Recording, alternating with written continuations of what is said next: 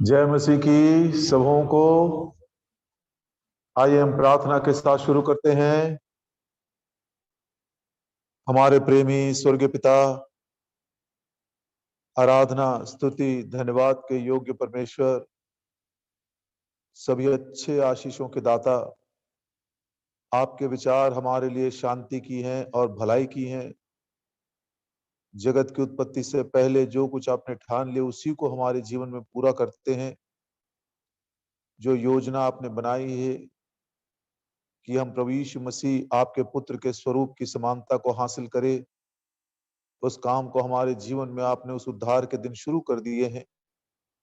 और हम विश्वास करते हैं कि जिस भले काम को आपने शुरू किए हैं, मसीह के दिन तक उसे आप परिपूर्ण भी करेंगे।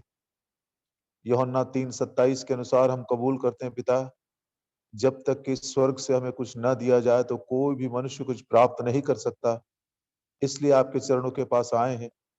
स्वर्ग से आपके मुख की वाणी हमें सुनाइए, वो वचन का उत्तम भाग हमारे हृदय तक पहुंचाइए। उस वचन के द्वारा हमें उद्धार मिले, उसी वचन के द्वारा हमको मन में ऐसा बल और ताकत मिले कि अपने अपने उद्धार के काम को हम डरते कांपते हुए पूरा कर सके। ओ दयालु पिता, प्रार्थना करते कि हमारे मनों के अंदर एक विशेष प्रकार का प्रेम प्रभु यीशु मसीह के लिए उत्पन्न करे। प्रभु यीशु मसीह के स्वभाव में हमको दिन प्रतिदिन अंश करके बदलते जाएं, हमारी विनती प्रार्थना है। धन्यवाद देते सभी भाइयों बहनों के लिए जो हमारे साथ जुड़ गए हैं। हम सब एक मन और एक चित्त के होकर अपने आप को आपके लहू के नीचे लाते हुए बड़ी उम्मीद के साथ इस प्रार्थना को प्रभु यीशु मसीह के नाम में मांगते हैं, आमीन। आज का जो वचन का भाग हमारा है वो यूहन्ना सुसमाचार उसका 3 अध्याय 16 वचन।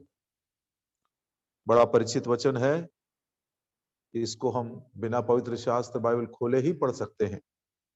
क्योंकि परमेश्वर ने जगत से ऐसा प्रेम रखा कि उसने अपना इकलौता पुत्र दे दिया, ताकि जो कोई उस पर विश्वास करे वह नाश ना हो परंतु अनंत जीवन पाए। परमेश्वर ने जगत से ऐसा प्रेम रखा कि उसने अपना एक लौता पुत्र दे दिया। क्या आपने उस पुत्र को ग्रहण किए हैं? परमेश्वर ने अपने पुत्र को दिया। ये प्रेम का भेंट है, प्रेम के कारण दिया, प्रेम का उपहार है ये। क्या आपने और आभार मन के साथ उसे ग्रहण किए हैं? आइए 3 उदाहरणों के द्वारा आज हम कुछ सीखना चाहते हैं, और यदि किस रीति से हमने प्रभु यीशु मसीह को ग्रहण किए हैं या नहीं ग्रहण किए। पहला उदाहरण पिलातुस के बारे में देखते हैं। यूहन्ना सुसमाचार माफ करिएगा, लूका सुसमाचार के 23 अध्याय में पिलातुस के पास पहली बार परमेश्वर पिता ने प्रभु यीशु मसीह को भेजा। जीवन का आखिरी दिन है। पिलातुस ने कभी भी अपने जीवन काल में ये इच्छा को प्रकट नहीं किया कि मैं यीशु को देखना चाहता हूं या यीशु के वचनों को सुनना चाहता हूं, या यीशु मसीह कौन है जिसकी सारे यरूशलेम में, सारे गांव और शहरों में चर्चा हो रही है, उसके विषय में कुछ जानना चाहता हूं। कभी भी उसने अपनी इच्छा को प्रकट नहीं किया। तो भी परमेश्वर का प्रेम, परमेश्वर की योजना जो किसी भी मनुष्य के साथ पक्षपात नहीं करता है, हालांकि वो प्रभु यीशु मसीह के जीवन का आखिरी दिन है, चंद घंटों में वो क्रूस के ऊपर चला जाएगा, अपने इकलौते बेटे प्रभु यीशु मसीह को प्रेम के उपहार के रूप में पिलातुस के सामने भेजा।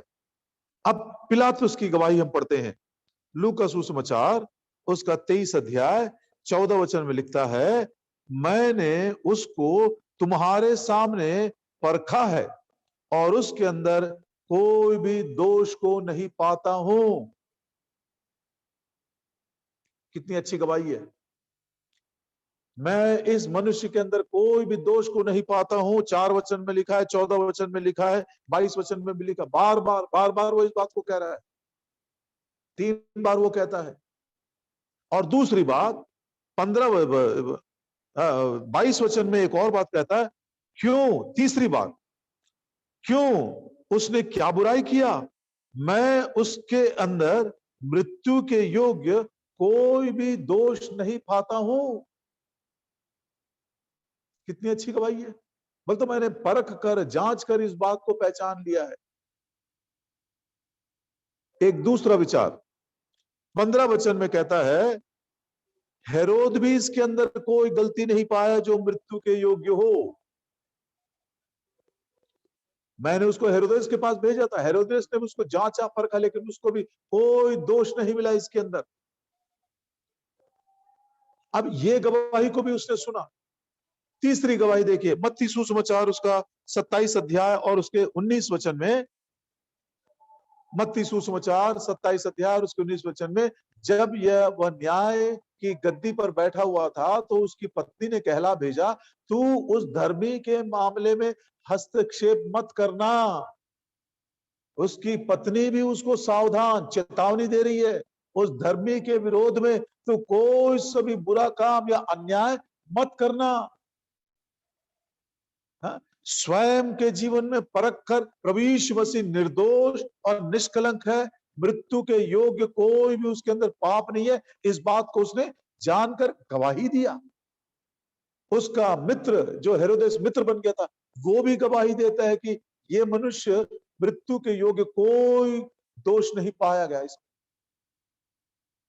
और तीसरी गवाही, उसकी पत्नी खुद उसको चेतावनी दे रही है कि उसके विषय में कुछ भी मत करना। देखिए परमेश्वर कैसे बारंबार बारंबार पिलातुस के हृदय को स्पर्श कर रहा है। और आखिर में हम पढ़ते हैं उसी मत्ती सुसमाचार 27 अध्याय और उसके 22 वचन में, उसके बावजूद भी वो निर्णय ले नहीं सक रहा था। पिलातुस ने उनसे पूछा, फिर यीशु को जो मसीह कहलाता है क्या करूं? अभी तक वो निर्णय नहीं कर सक रहा है। तब उसने क्या किया?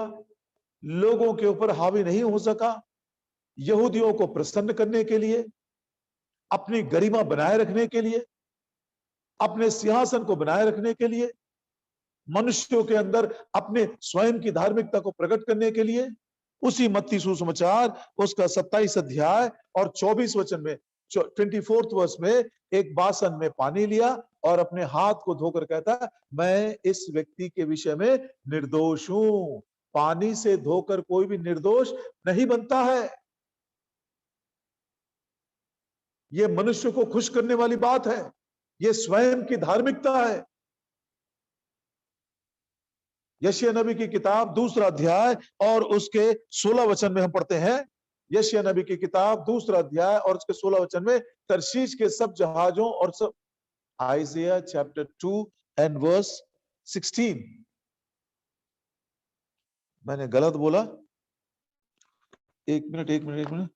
आइज़ाया चैप्टर 2, सही बात है,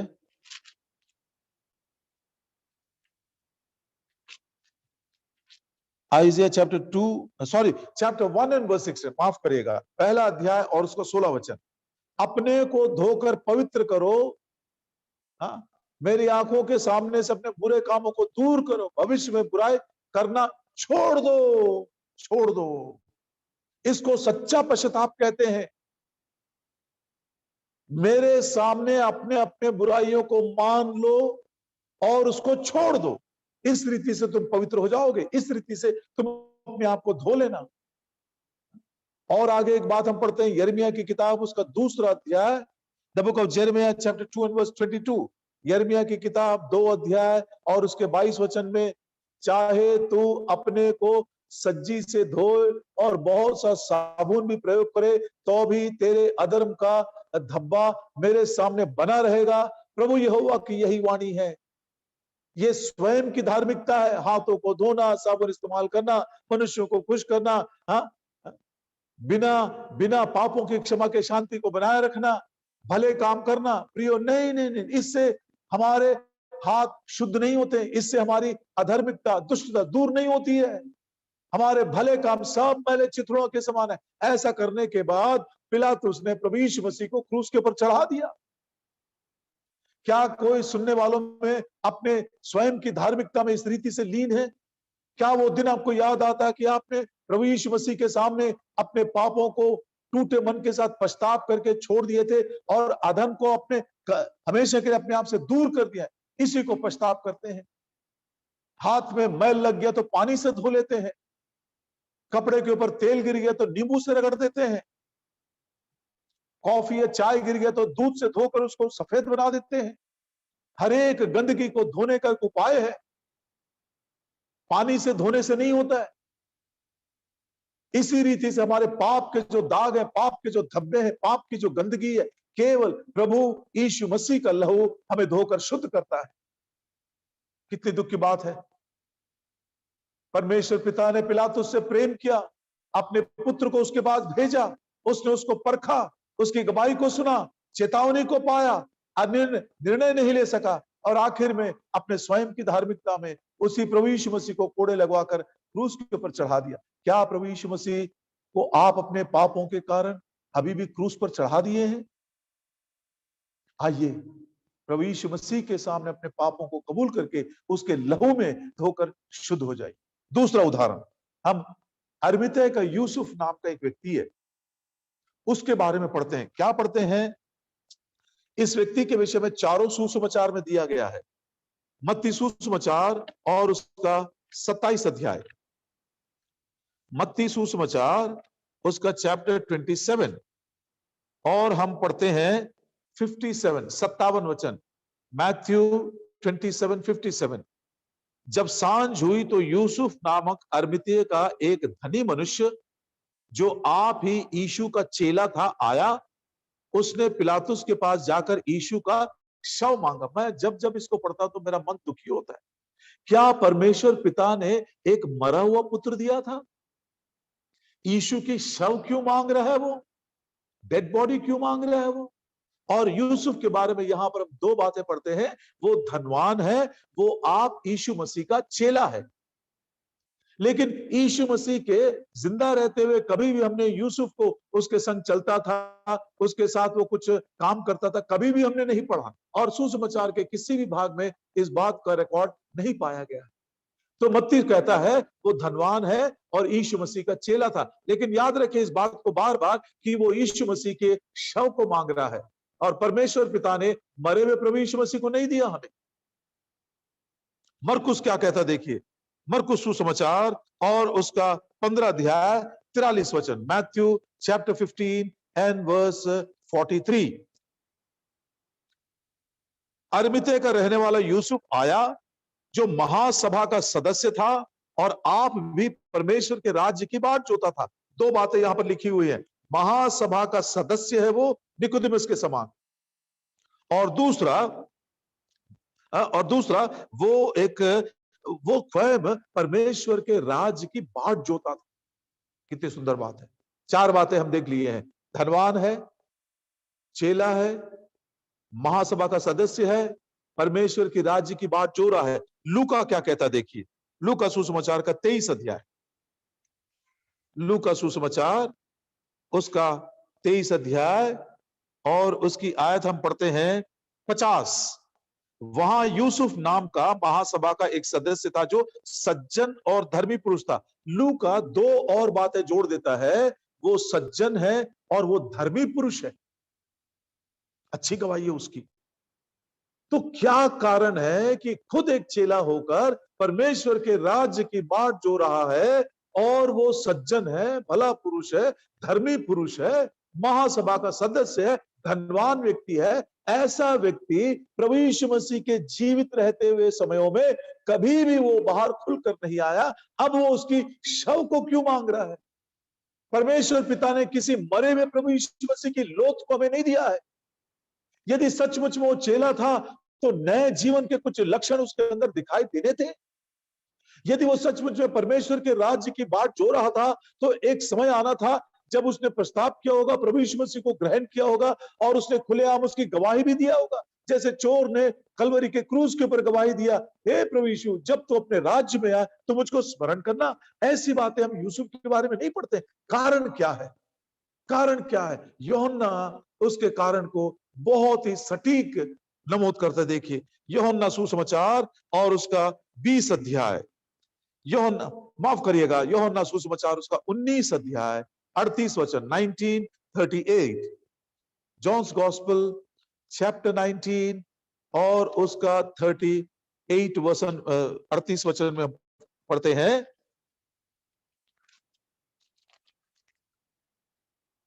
इन बातों के बाद अरिमतिया का यूसुफ ने, जो यीशु का चेला था, परंतु यहूदियों के डर से इस बात को छिपाए रखता था। ओ, अब मालूम पड़ा यूसुफ की हालत ऐसे क्यों है, क्यों वो लोत को, शव को मांग रहा है। परमेश्वर पिता ने शव को नहीं दिया, जिंदा प्रभु यीशु मसीह को दिया है। परमेश्वर ने प्रेम करके अपने इकलौते बेटे प्रभु यीशु मसीह को भेजा है। और यहां पर यहूदियों के डर के मारे वो इस बात को छिपाए रखा था। दूसरे शब्दों में, वो महासभा का सदस्य होने के नाते वहां का आदर भी चाहिए और प्रभु यीशु मसीह का चेला भी बनना चाहता है। सभासद का जो वो रकम है और जो धन है वो भी उसको चाहिए, और स्वर्ग का राज्य भी चाहिए, संसार की महिमा भी चाहिए और स्वर्ग का सुख भी चाहिए। मतलब ये व्यक्ति दो स्वामियों की सेवा कर रहा है, वहां भी चाहिए, यहां भी चाहिए। इसलिए उसने अपने विश्वास को छिपा कर रखा। बहुत सारे लोग खुलेआम दिलेरी से, मैं मसीही हूं, मैं प्रभु यीशु मसीह का चेला हूं, मैं प्रभु यीशु मसीह का अनुयायी हूं, इसको बोलने के लिए डरते हैं। यहां तक कि प्रियो, कुछ ऐसे भी लोगों को मैंने जीवन में अनुभव किया बड़े दुख के साथ, जो बाइबल का नाम रखने के लिए भी डरते हैं, ताकि लोगों को नाम सुनते साथ ये महसूस ना हो जाए, अरे भैया ये क्रिश्चियन, वो भी चाहिए, ये भी चाहिए। प्रभु यीशु मसीह क्या बोलते हैं मत्ती सुसमाचार 10 अध्याय 32 वचन में, Matthew's gospel chapter 10 and verse 32, जो कोई मनुष्यों के सामने मुझे मान लेगा, उसे मैं भी अपने स्वर्गीय पिता के सामने मान लूंगा। मैं इस बात को ऐसा महसूस करता हूं, यदि उस दिन अरबितय का यूसुफ खुलेआम आकर पिलातुस के पास जाकर उसके शव को मांगकर सबके सामने कबूल नहीं करता, तो शायद उसके जीवन का विश्वास, उसका धर्मी होना, उसका सज्जनता, ये सब कुछ मेरे ख्याल से इतना असरदार नहीं होता। धन्यवाद देते हम प्रभु का, अनुग्रह काम किया। प्रभु यीशु मसीह की लोथ को कलवरी के क्रूस के नीचे उतारने से पहले उसने जाकर अपने विश्वास को कबूल किया। आइए मैं आपसे विनती करता हूं, हो सकता है आप डर के मारे अपने विश्वास को छिपा कर रखे हो, दो नाव में पांव रखे हो, दो स्वामियों की सेवा कर रहे हो। संसार को शायद अभी तक नहीं मालूम कि आप सचमुच में क्रिश्चियन है, आप सचमुच में प्रभु यीशु मसीह के चेले हैं, आप उसके राज्य का इंतजार कर रहे हैं। प्रभु यीशु मसीह के प्रथम पुनरुत्थान के लिए आप तैयार हो रहे, किसी को समझ में नहीं आ रहा। आपके जीवन में जीवते प्रभु यीशु मसीह के लक्षण, नए जीवन के लक्षण दिखाई नहीं दे रहे। लेकिन एक सुनहरा मौका है, जैसे क्रूस के ऊपर से प्रभु यीशु मसीह की लोथ को उतारने से पहले यूसुफ ने सारी दुनिया के सामने अपने विश्वास को कबूल किया, वैसे ही आप भी प्रभु यीशु मसीह के स्वर्ग से नीचे उतरने से पहले आज ही खुलेआम सारी दुनिया के सामने इस बात को कबूल करिए, मैंने प्रभु यीशु मसीह को अपना उद्धारकर्ता ग्रहण किया है, मैं उसका चेला हूं, मैं उसके राज्य का इंतजार कर रहा हूं। परमेश्वर ने इतना प्रेम किया, अपने इकलौते बेटे को दिया, क्या आपने उसको ग्रहण किए हैं? तीसरा और आखिरी उदाहरण, यूहन्ना सुसमाचार का 20 अध्याय। यहां पर एक नारी है, स्त्री को पवित्र शास्त्र बाइबल में निर्बल पात्र कहा गया है। प्रभु यीशु मसीह के जी उठने के दिन का यह दृष्टांत है। यूहन्ना सुसमाचार 20 अध्याय 11 वचन, परंतु मरियम रोती हुई कब्र के पास ही बाहर खड़ी रही। कब्र के बाहर क्यों खड़ी है? क्योंकि कब्र के अंदर प्रभु यीशु मसीह नहीं है। जहां प्रभु यीशु मसीह नहीं है, मरियम नहीं जाएगी। जिनके पास प्रभु यीशु मसीह की संगति नहीं मिलती है, उनके साथ मरियम दोस्ती नहीं करेगी। जिन वस्तुओं में प्रभु यीशु मसीह का हमको लाभ नहीं मिलता, उन वस्तुओं से, उन किताबों से और उन साहित्य से हम अपने आप को अलग रख लेंगे। कितना सुंदर ये विचार है। वो स्थान, वो व्यक्ति, वो वस्तु, वो साहित्य जिसके द्वारा प्रभु यीशु मसीह का ज्ञान, प्रभु यीशु मसीह का पहचान या प्रभु यीशु मसीह की बातें हमको नहीं मिलती है, उसके साथ ना हमारी दोस्ती है, ना उसके साथ हमारा कोई लेन देन है। बाहर खड़ी रही, कब्र के भीतर नहीं गई, क्योंकि प्रभु यीशु मसीह नहीं है। दूसरा विचार, कभी कभी कुछ जवान बच्चे मुझको पूछते, अंकल सर्कस नहीं देखना है क्या? तो मैं पूछता हूं, सर्कस के आंगन में यदि आप प्रभु यीशु मसीह को पा सकते हो तो जरूर जाइए। यूथ कैंप के दिनों में कुछ लोगों ने पूछा, अच्छा सीरियल देख नहीं सकते हैं क्या? मैं उनके लिए ये प्रश्न का उत्तर दे रहा हूं। अच्छे सीरियल के द्वारा यदि आपको प्रभु यीशु मसीह का ज्ञान प्राप्त होता है तो चलो देख लीजिए। मरियम कब्र के अंदर नहीं गई, बड़ा स्पष्ट लिखा हुआ कब्र के बाहर खड़ी है, क्योंकि अंदर प्रभु यीशु मसीह नहीं है। मैं फिर से आपसे विनती करता हूं, जहां प्रभु यीशु मसीह नहीं है, जहां उसकी उपस्थिति महसूस नहीं होती है, जिस साहित्य में उसका ज्ञान नहीं मिलता, जिस व्यक्ति के साथ प्रभु यीशु मसीह के बारे में हमको सीखने को या बांटने को नहीं मिलता, उसके साथ हमारा कोई लेन देन नहीं। दूसरी बात, बाहर खड़ी हुई रो रही है, 3 दिन हो गए प्रभु यीशु मसीह से मुलाकात नहीं की, उसकी वाणी को वो नहीं सुनी है, रो रही है वो। प्रिय भाइयों और बहनों, कब वो आखिरी दिन था जब आपने प्रभु यीशु मसीह से दर्शन किए और उसकी वाणी को आपने सुना? केवल 3 दिन के भीतर मरियम बिल्कुल बेहाल हो गई है, जोर जोर से रो रही है। प्रभु कहता है यिर्मयाह नबी की किताब उसके दूसरे अध्याय में, कितने दिन हो गए मेरी प्रजा मुझको भूल गए हैं, days without number my children my people have forgotten me. लेकिन एक बूंद भी आंसू का हमारे आंखों से बहता नहीं है। सोच लीजिए, कब वो आखिरी दिन था जब आपने प्रभु यीशु मसीह का दर्शन किए और उसकी वाणी को सुने? प्रभु यीशु मसीह उसके मन के दुख को देखकर, उसकी व्यथा को देखकर, उसके जीवन की आस को देखकर प्रभु यीशु मसीह खुद उसको दर्शन देने के लिए आए। और 15 वचन में, यूहन्ना 20:15, यीशु ने उससे कहा, हे नारी तू क्यों रोती है, किसको ढूंढती है? उसने माली समझकर उससे कहा, हे महाराज, यदि तूने उसे उठा लिया है तो मुझे बता कि उसे कहां रखा है, मैं उसे ले जाऊंगी। आज प्रभु यीशु मसीह आपके पास खड़े हैं। प्रियो, परमेश्वर ने इतना प्रेम किया, अपने इकलौते बेटे को दे दिया। महिमित प्रभु यीशु मसीह को अपने सामने देखकर वो बेटी, बता यीशु मसीह कहां पर है, मैं उसको अपने साथ लेकर जाऊंगी। सुनहरा मौका है, जहां पर आप बैठे हो वहीं पर प्रभु यीशु आपको दर्शन देने के लिए आए हैं। अपने पाप को छोड़ दीजिए, यीशु मसीह को लेकर चले जाइए। अपने दुख को छोड़ दीजिए, प्रभु यीशु मसीह को लेकर अपने साथ चले जाइए। अपने जीवन के उस हार को, डिफीट्स को, सब कुछ को छोड़कर, प्रश्नों को छोड़कर प्रभु यीशु मसीह को अपने साथ लेकर जाइए। जिसने अपने इकलौते पुत्र को नहीं रख छोड़ा, हमारे लिए दे दिया, क्या उसके साथ साथ दूसरी वस्तुएं हमको ना देगा? रोमियो के 8 और 32 में पढ़ते हैं, मरियम मगदलिनी के समान प्रभु यीशु मसीह को अपने साथ लेकर चले जाइए। स्वर्ग और पृथ्वी की भरपूरी आपकी है, आज के लिए, सदा काल के लिए। परमेश्वर ने जगत से ऐसा प्रेम रखा, बेपरिमाण, कि उसने अपना इकलौता बेटा दे दिया, प्रभु यीशु मसीह को। क्या आपने उसको ग्रहण किए हैं? क्या निकोदेमुस के समान स्वयं की धार्मिकता में अभी भी प्रभु यीशु मसीह को आपने क्रूस पर चढ़ा दिए हैं? पाप से छुटकारा नहीं मिला?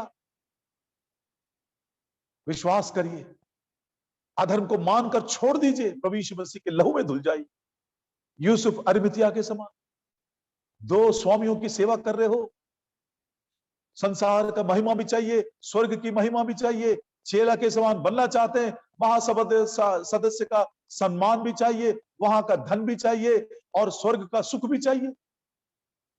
आइए, प्रभु यीशु मसीह स्वर्ग से नीचे उतरने से पहले खुलेआम उसको कबूल करके प्रभु यीशु मसीह के पीछे नए जीवन के लक्षणों को पाते हुए चलते चले जाइए। मरियम के समान प्रभु यीशु मसीह को अपने साथ लेकर चले जाइए। वो कभी आपको नहीं छोड़ेगा, कभी आपको नहीं त्यागेगा, आज, कल और युगानुयुग सदा एक सा है। इस वचन के अनुसार जिसकी जैसी आवश्यकता हो, प्रभु आपसे बातें करें, प्रार्थना करेंगे।